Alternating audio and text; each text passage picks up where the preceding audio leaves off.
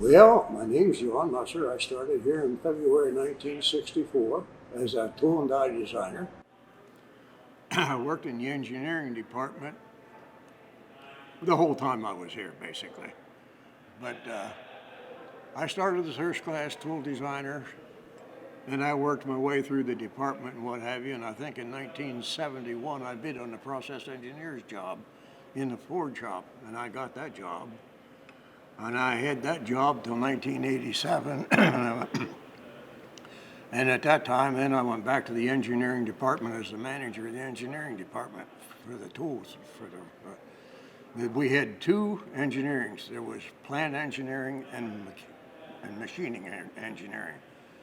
And I was in the not the plant engineering, the other, where we'd made all the tools, all the dies, designed all the tools and dies and whatever for the plant, for all operations in the plant, quite frankly. We made the drawings for all that stuff. I had 30 people working under me at that time. So, and then I went to shipping for 1 year, and then I retired. I left in 1999, March. Well, that's just a paperweight, and this is nothing more than a little anvil that they used to make. They forged them double.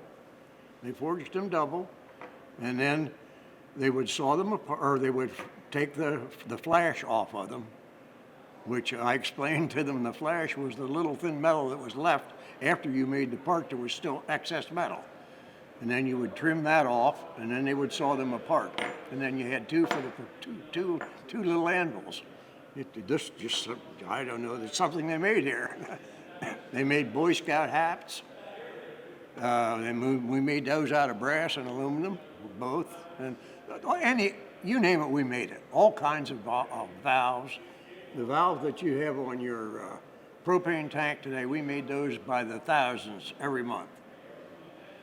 And any other settling tanks and stuff like that, we made all those kind of brass valves. So a lot of them, we forged them, we cleaned them up, and then we would do the machine work on a lot of them over in the trim department too. And then they would ship them through an inspection, clean them up and whatever, and ship them out the door.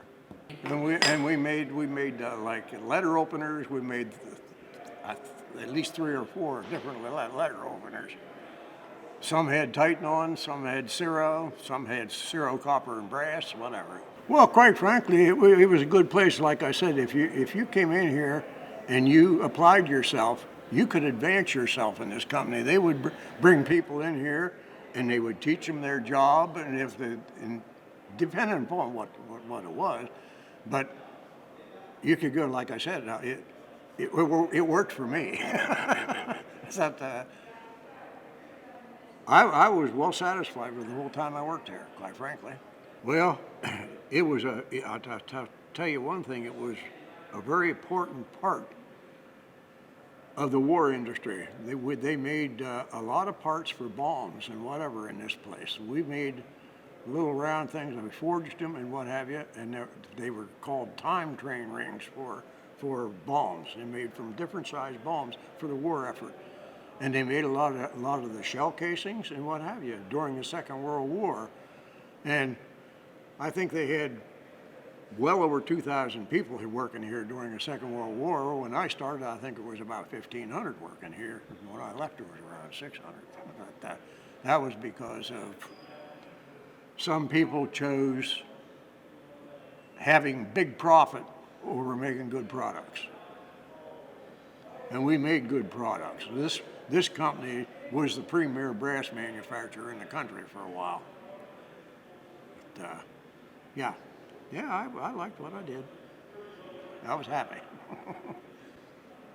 I liked the place. I really did. And did you go to, are you from Bellefonte? Did you go to Bellefonte High School, or where'd you go to college? Did you move into town?